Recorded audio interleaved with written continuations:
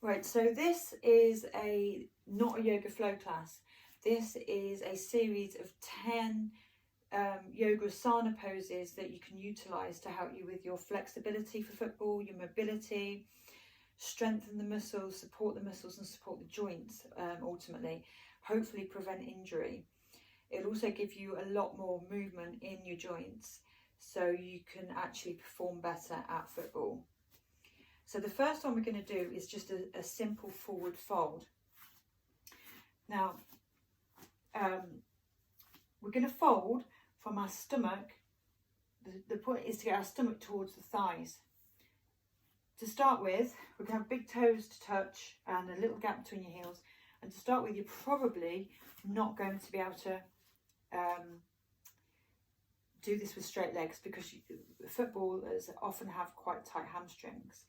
So you could take a block or some books, and then as you fold forwards, you can bend the knees and bring the stomach to the knees.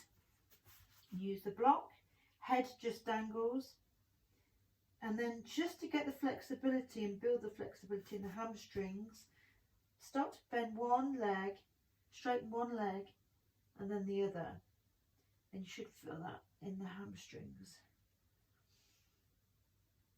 And then if you can, just find stillness, and the legs are working towards straight. It won't look like this to start with. If you can hold onto your ankles, onto the floor, onto the block, wherever you can get to. And the shoulders, there's no weight or tension in the shoulders or the head. And just hold that. And feel the stretch down the backs of the legs and the back, the lower back. Really feeling the benefit of that stretch. There's an inversion as well, so it's also good for your circulatory system. And then slowly, slowly fold up to standing. The next one's also an inversion, it's downward dog. So come to your hands and knees. Spread your fingers wide, facing the top of your mat. And you're going to push up on your toes. Again, probably won't be able to do this straight away with straight legs. So a little bend is fine. And then start to bend one leg and then the other, and straighten one, bend the other. And again, just like the other pose, this is going to really loosen off those hamstrings.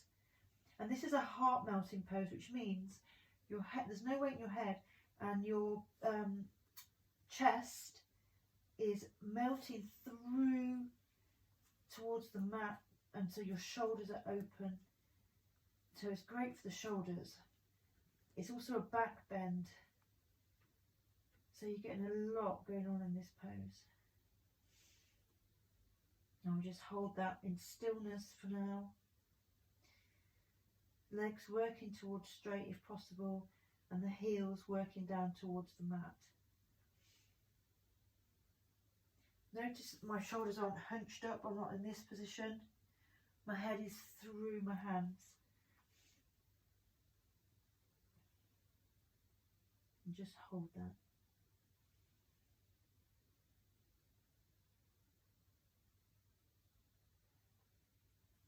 Okay, then just walk up slowly towards your feet.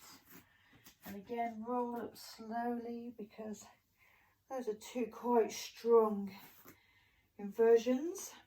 And then we're going to come to a low lunge. We're going to do variations on it to suit you. So start with your left foot at the front of the mat, and your right foot comes back. Hands can come to the mat, but don't put too much weight into the hands, because you want the work to be in the legs. So your knees should be over your toes. You should be able to see your toes. So you can either do it with your knee down, and we'll call it, this is crescent lunge, and your arms raised. You're going to pull up on the body, knit in the ribs, pull up on the abs, and raise the arms, shoulders away from the ears, and then really feel into that stretch there. But if this is too much on your knees, then come back into that low lunge with the knee raised. We're just going to hold that. So choose which one suits you. They're both really good. If you can do both for about 30 or 40 seconds on each, perfect. And then my favourite way to change this is to go into plank, back into that downward dog, and then step the other foot forwards. So coming to the low lunge, front foot's facing the top of the mat, the toes are on the mat at the back on the left leg. There's no weight in those hands, so you can move them around and jiggle them around, because all of the weight is in the legs, and all the work is in the legs. So you can come down to bring it to crescent, which gives you a slightly bigger stretch here, and then raise those arms up, knit the ribs in, pulling up through the abs, and gaze ahead, shoulders away from the ears. But again, if this is too much for the knees, or it's just too much of a stretch down that front thigh, then come back into the low lunge and hold that. And ideally, do both.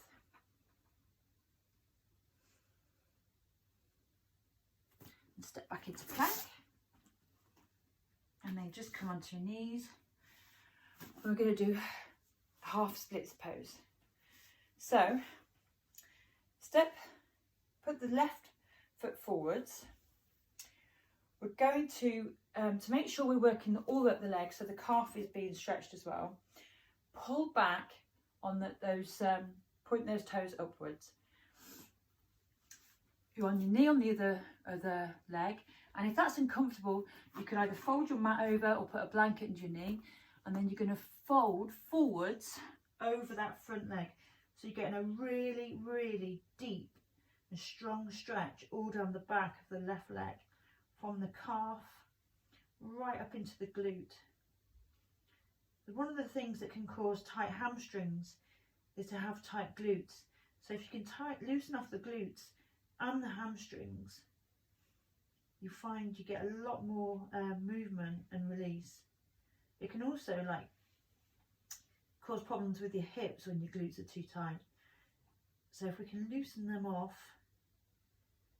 all the better. Right, then come forward to a lunge, plank, down to the knees, and then we'll come forward with the right leg. I would usually put these together in a flow class, which I probably will do at some point, but for now, so you get the idea of what stretches to do. I'm just doing them, working through them quite quickly. You can take longer or pick and choose which ones you want to do with this video. So the right foot is forward, the toes are facing backwards, so you're working right down into your calf. You're on this knee, but again, you can put something underneath it if it's too much on the knee. If it's really too much, you can actually come down to this position, so you're sat on your foot and fold forwards.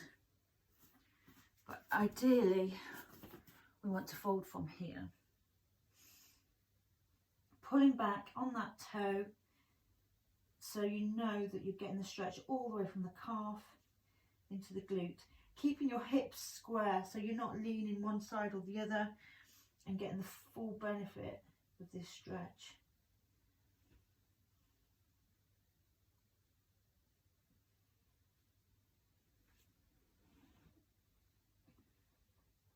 And come to that low lunge.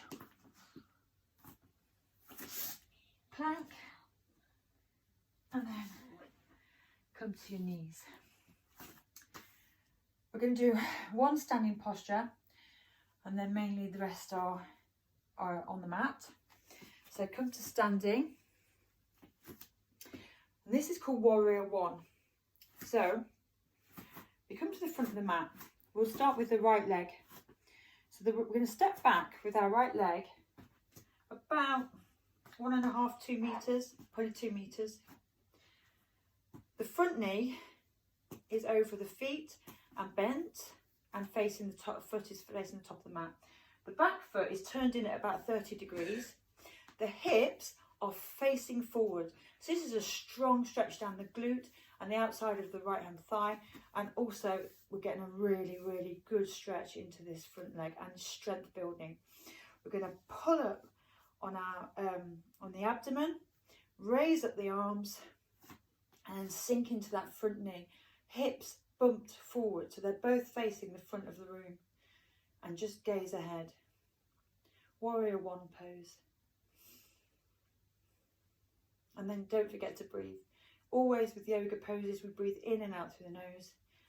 And the more nasal breathing you can do, the healthier it is for your body and your immune system anyway.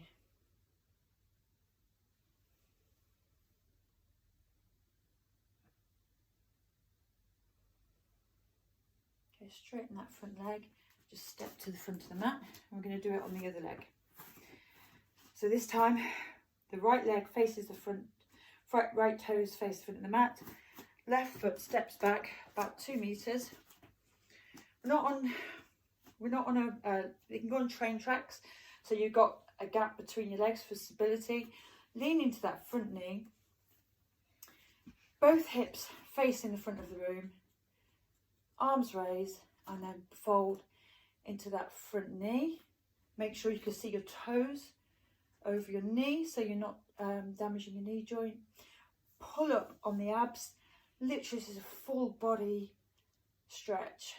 And keep your shoulders away from your ears so we're not hunching up. Internally rotate the shoulders. Warrior One.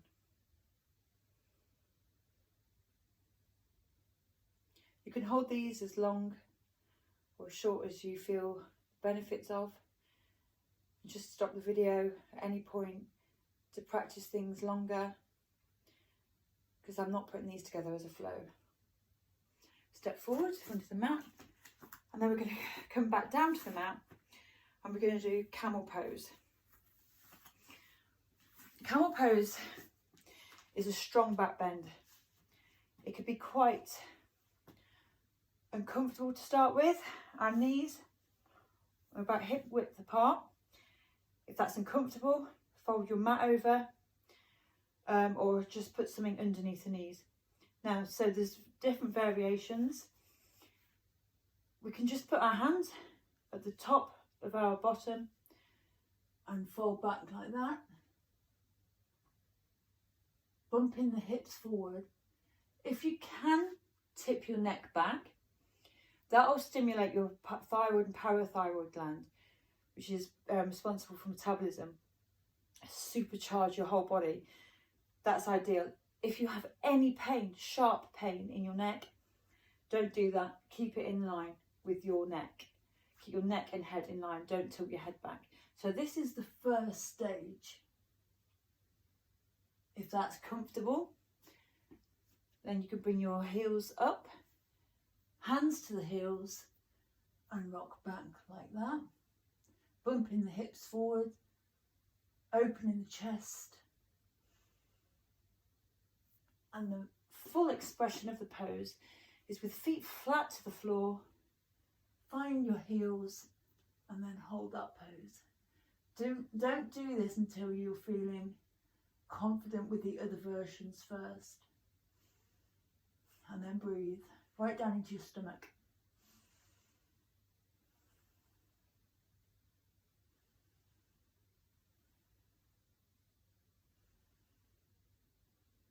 And then bend your knees and come forward like that. That's probably the easiest way to get out of that pose. The next pose is called Hero's Pose. Again, this is quite a strong pose. So there's various ways we can make this easier. I'll show you the full extension and then I'll show you how we can make it more accessible. So you're sitting down between your heels. Your heels are either side of your thighs, like so. That may not be comfortable. So you could take a block or blanket and sit on the block in that position. I've been doing yoga a long time, so I've got flexibility, but the muscles are also longer. I appreciate with footballers, you get stockier, shorter muscles, but bigger. And so you may not literally be able to sit in Hero's Pose without having a block. If the block's too high, you can exchange that for a blanket. And gradually, as you find flexibility, you'll be able to come down like this. And then the next stage would be to come back onto the elbows.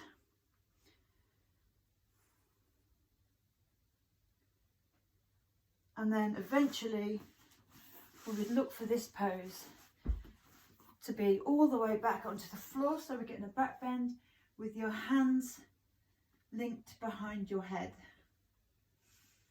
And we breathe into that.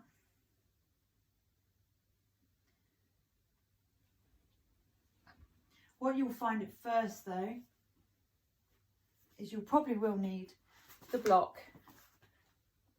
And you can always, to get that little back bend, you can always fold back. Just come to where you're comfortable. But we will need to hold that really for probably about a minute to 3 minutes. And then come out of that. You can give your feet a little shake out the knees. At any point you do want to hold these poses longer, just pause the video and take your time over them. I'd recommend watching them through first anyway before you start practicing it, just so you get the positioning right and you can see the different options. The next one we also have 2 options for. This is called pigeon pose. If you have a problem with your knees, then I will show you how to do reclined pigeon. If you have no problems with your knees, then we'll do this version of pigeon. So we'll come to plank. And then we're going to take so we're in plank. And then we're going to bring our left knee to our left hand, left thumb. And just sink down, turn sideways, just sink down. We can try and bring that foot up a little bit. It doesn't matter how far it's turned in. Okay, I'm going to, keeping your hips square. It's really important that you keep your hips square in this position. It's a really strong hip opener. You can take your block and then begin to fold down. And then eventually fold right down over that knee. So what we're trying to work towards is having the foot parallel to the front of the mat. But that is such a strong position. For now, you can keep the foot quite bent to support that knee. So you don't sickle that foot.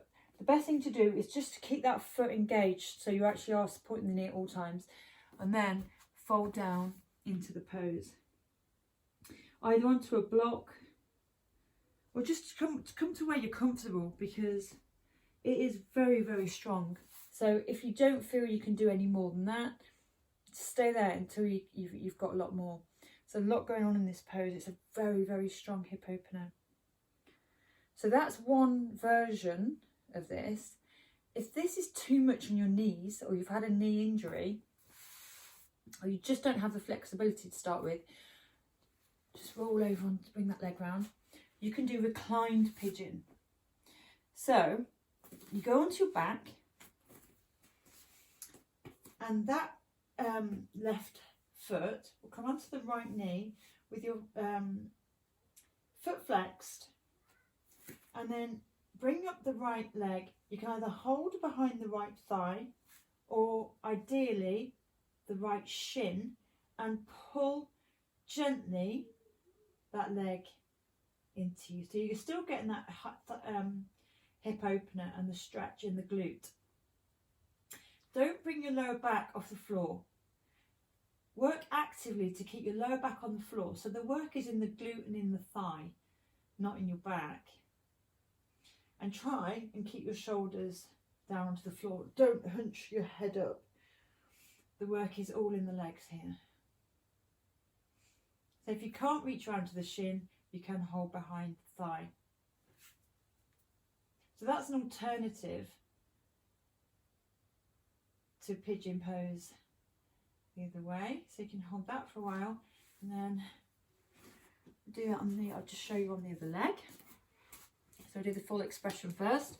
So come to the plank, and this time right knee to right thumb, and then left leg stretch long, straight along the back, toes pointing downwards. Bring that into where it needs to go, as long as it's not underneath you. So you can keep your hips square. That's the ideal position, is to keep the hips square so your glute and your hip are really, really working hard. And then either stay upright, if that's as much as you can do. Before you can start to come down, you can use a block or a cushion or a blanket. Do anything it takes to make this pose comfortable and accessible.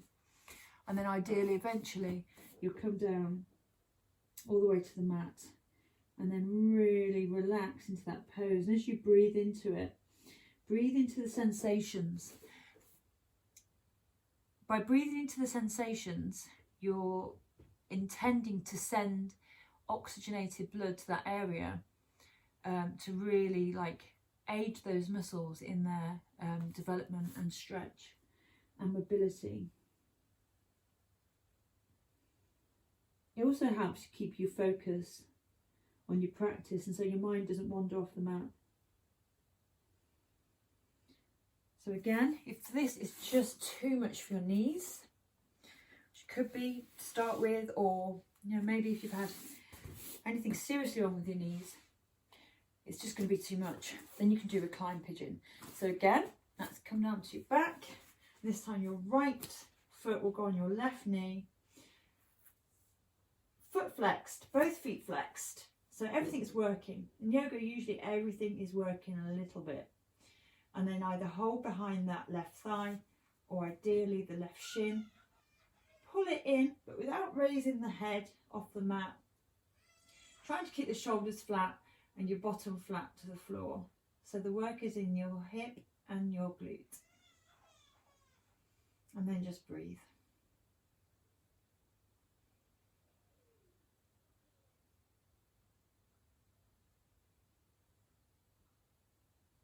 Okay, and then roll up. Again, hold these as, I would hold that, either variation of that, I'd hold it between 1 to 3 minutes, depending on how much time you have available and how much flexibility you're looking to gain, or how much release, because these are also really good restorative poses following a football match. This next pose we're going to do, we're nearly there, is a wide-legged forward fold. So you take the legs wide.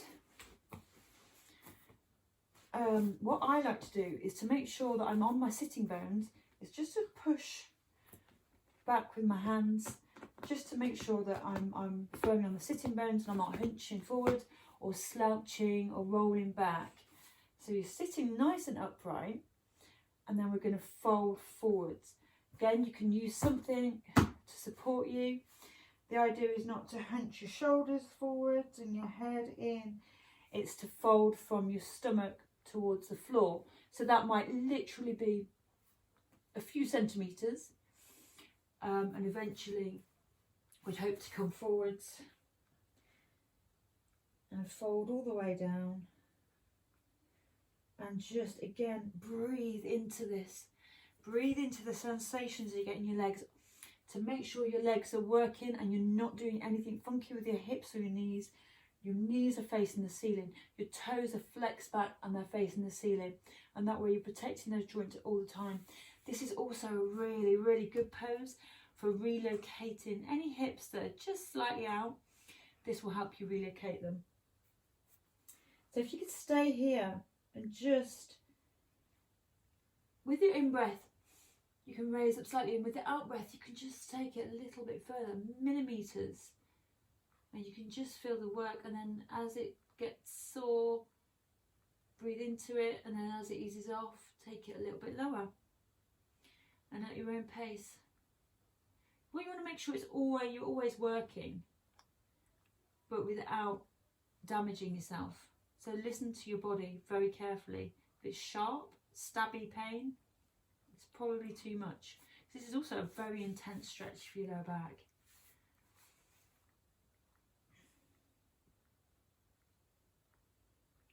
So once you've held that, 1 to 3 minutes, give your legs a little shake out. And then final one, this is a lovely one. This is a seated spinal twist. So fold the left leg in front of you, put your right foot just past your left knee. So you're getting a cross on the legs, like so. Raise up your left arm and bring it to the outside, if you can, of the right knee, and glance over your shoulder. If this is too much to start with, because your muscles may just be too stocky for you to do that, you can just hold on to that knee and look over your shoulder. And you're raising up, pulling up through the body, so we're not leaning and falling into it. So there's no real weight on this back arm. It's just literally there for support. As you breathe in, you raise up, and with the out breath, you can just twist a little bit more. But this is quite a strong twist. So we're not forcing it or pushing anything. Just as you breathe out, you should be able to extend it millimeters more. So if you can get that to the outside of the knee, even better, because then the stretch is literally going from the top of your head right down into your coccyx.